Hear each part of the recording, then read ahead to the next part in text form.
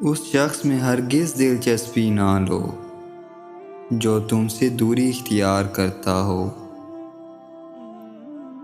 جب کوئی دوست تمہیں اپنا راز بتائے تو سمجھ لینا کہ وہ اپنی عزت تمہیں امانت دیتا ہے۔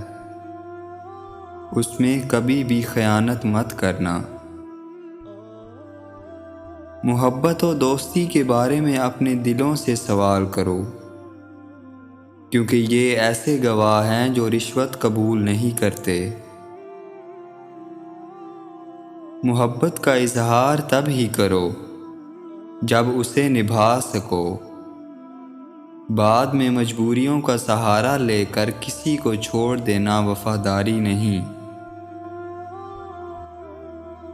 یقین رکھو کہ صبر کے بعد تمہیں ایسی حیران کن نعمت سے نوازا جائے گا کہ تم درد و تکلیف کی تلخی بھول جاؤ گے۔ جسمانی رشتے مختصر زندگی تک محدود ہوتے ہیں، آخرت میں ہم ان کے ساتھ ہوں گے جن سے روحانی محبت ہوگی۔ خدا کے نزدیک کسی انسان کی عزت جتنی زیادہ ہوتی جاتی ہے، اس کا امتحان بھی اس قدر سخت ہوتا چلا جاتا ہے۔